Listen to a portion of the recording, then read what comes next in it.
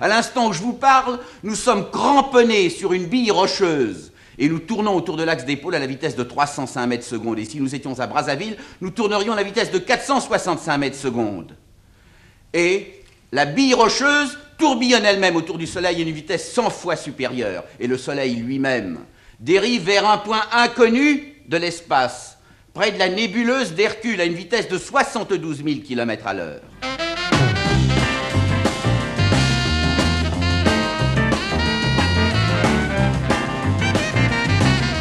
Combien de kilomètres d'ici la Lune? La Terre à la Lune. Combien? Vite. Combien? 100 000 kilomètres. Quoi? 3 millions de kilomètres. Combien? 3 millions. 200 millions de kilomètres. Si on vous propose de partir demain dans la Lune, vous partez? Oui. Qui part? Levez la main. Qui part? Mais dis donc, tu veux pas me dire que tu veux aller sur la Lune comme astronaute, Casimir? Ben, si. Et alors? Mais enfin, Casimir, t'es beaucoup trop gros. Et puis, tu sais, faut être très savant, hein. Quoi, très gros? intelligent. Oh, oui. Je suis gros? Parce que moi, si vous m'aviez demandé avant la sélection, Thomas, est-ce que tu penses que c'est possible de façon? J'ai dit, ben non, évidemment, c'est beaucoup trop difficile, c'est pas pour moi, c'est pour des Superman, mais non. Ben, il y avait des animaux, ils envoyaient des animaux, des chiens. Les Russes, c'est ceux qui ont envoyé la première fusée autour de la Terre. Et puis, de la Lune? Non, de la Terre d'abord. Ouais. Et puis après, ils ont mis un petit chien dedans. Ils ont regardé son comportement. Hector est un charmant rat blanc que les spécialistes français destinent au voyage dans l'espace. Mais on n'est pas un rat de l'espace comme ça. Pour l'accomplissement de sa haute mission, Hector a été doté d'une combinaison spéciale qui se fixe par des ressorts à un bâti métallique.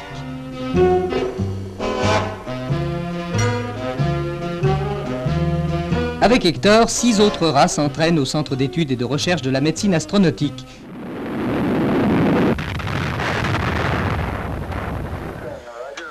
Madame Gaillet est passée au magasin ce matin. Son petit épagnol n'est pas rentré depuis 2 jours. Chut!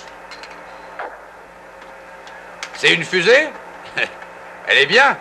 Tu peux pas me montrer comment ça marche? Je vais faire aller de 3 unités. Une unité, ça correspond à sa longueur. Et faire tourner de 28 degrés, c'est-à-dire qu'il va revenir. Pour le faire, pour le commander. C'est-à-dire qu'il faut un moment quand même pour tout programmer.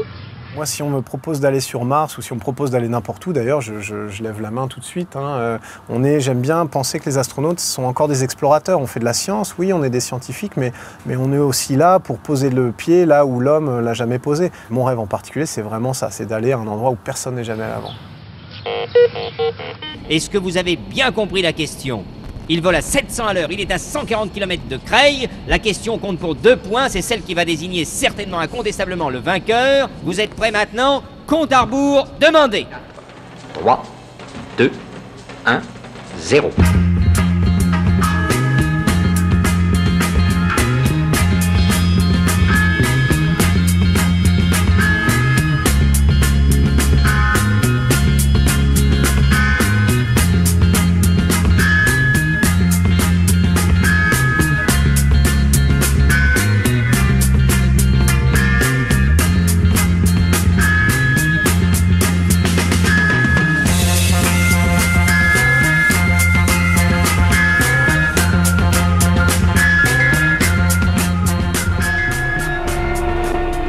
Les expériences en cours, on a d'ores et déjà tout prévu, y compris bien entendu les ventouses magnétiques qui permettront à l'équipage de rester tout de même fixé aux parois du satellite, même si c'est le plafond.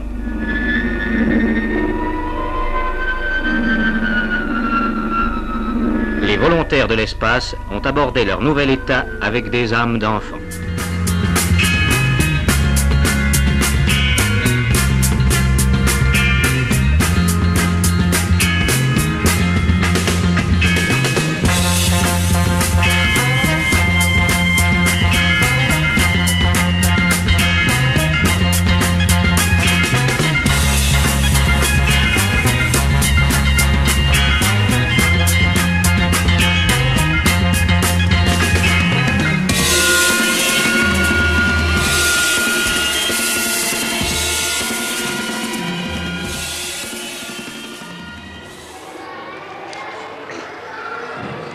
La Lune.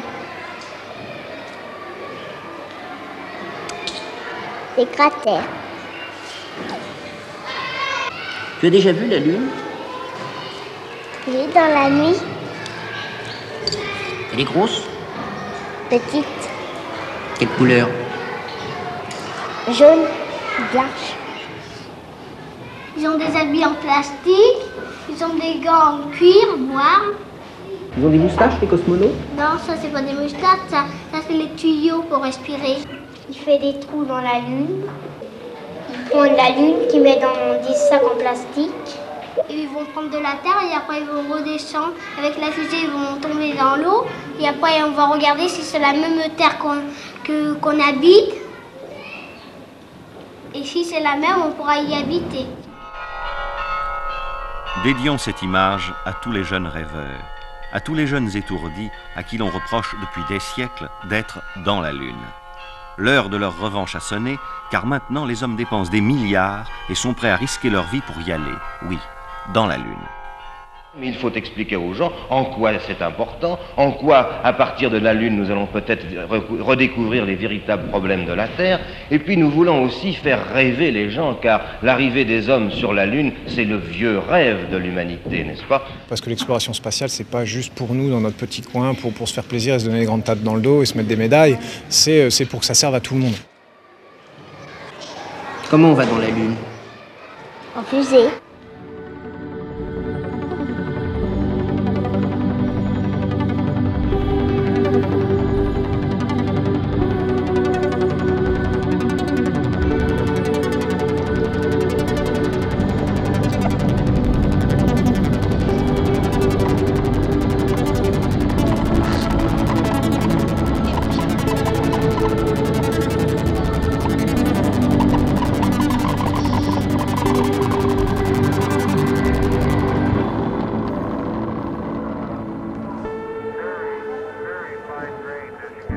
Apparemment, la surface est d'un grain de sable très fin, dit Armstrong. Voici le premier pas.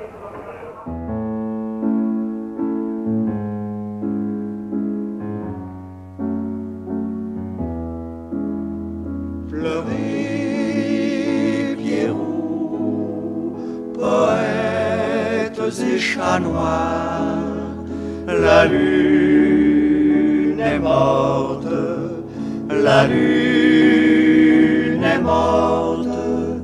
Pleurez, Pierrot, poètes et chats noirs, la lune est morte ce soir. Cette expérience, c'était la dernière. Expliquez-moi un petit peu. Oui, c'était la dernière Apollo sur la Lune. Après, ils vont sur Mars parce qu'ils ont peut-être plus de chances de trouver une vie humaine. Et puis, ils ont découvert de l'eau sur Mars. Oui, on pense. Alors là, j'aime bien cette partie-là parce que cette espèce d'allée constellée d'étoiles, en fait, on marche un peu à la frontière entre... d'un côté, il y a l'imaginaire. À ma gauche, là, il y a vraiment le côté science-fiction, Star Trek, la guerre des étoiles, etc. Et puis à droite, il y a vraiment le côté réel. Là, c'est la vraie conquête spatiale qu'on a faite, les Américains, les Européens, les Russes, tous ensemble. La grande question qui se pose, c'est celle-ci. Il est certain en effet que l'homme découvrira la vie au fond de l'univers. La vie est un phénomène universel qui est apparu probablement partout en même temps. La vie, oui, mais sous quelle forme? Les extraterrestres, il y en a qui disent que ça n'existe pas. Il y en a qui disent c'est comme si on croyait aux fantômes. Mais moi, je crois que ça existe puisque nous, on existe. Alors pourquoi les extraterrestres n'existeraient pas? De nombreuses personnes sont venues appuyer spontanément ces observations. Toutes ont été vérifiées et semblent se recouper parfaitement. 6 ans après, Baptiste Duluc, nous nous retrouvons sur les lieux. C'est bien ça? Pas grand-chose à changer. Oh, oui, vous reconnaissez bien? Oh, je reconnais très bien, oui. Rien n'a changé, absolument rien. J'étais chez moi et puis, quand je me suis réveillé, le lendemain, j'étais perdu. J'étais sur une planète. Quelle planète et comment? Et comment je me suis retrouvé sur une planète? C'était, d'après ce qu'ils m'ont dit, je me trouvais sur la galaxie 14. Et les habitants de la planète, comment étaient-ils? C'était les mêmes que ceux de la soucoupe volante? Ceux de la soucoupe étaient quand même un peu plus grands. Oui. Les autres étaient plus petits, une petite race. Mais ils sont tous très gentils. Nous avons, autant vous le dire, beaucoup de mal à vous croire. C'est pour ça que nous vous posons beaucoup de questions, Monsieur Baptiste Duluc. Mais comment se déroulait, par exemple, une journée sur la Galaxie 14? Ah, moi, je faisais rien. J'écoutais de la musique, des fois. Oui, quel genre de musique? Alors, c'est un peu du yéyé.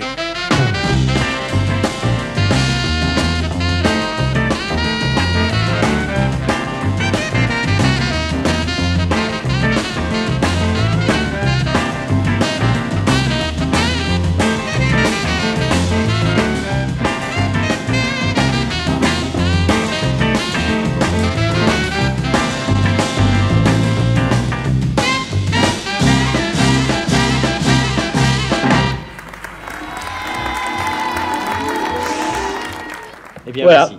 Il nous reste à prendre congé de vous. Il n'y a pas grand-chose à ajouter, sinon que vraiment il n'y a pas de parole pour décrire notre état après cette réussite tellement sensationnelle que Cet pouvons-nous... événement historique auquel nous venons d'assister.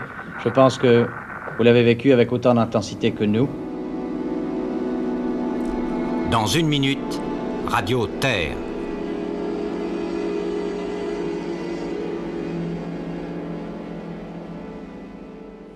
Et bien sûr, les communications que vous devez faire à tous ces savants, pour le moment, sont secrètes.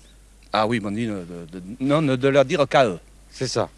De ne pas le dire à personne d'autre. Mais vous verrez, ça va être confirmé. De toute façon, vous pouvez avoir confiance à ce que je vous dis. Hein.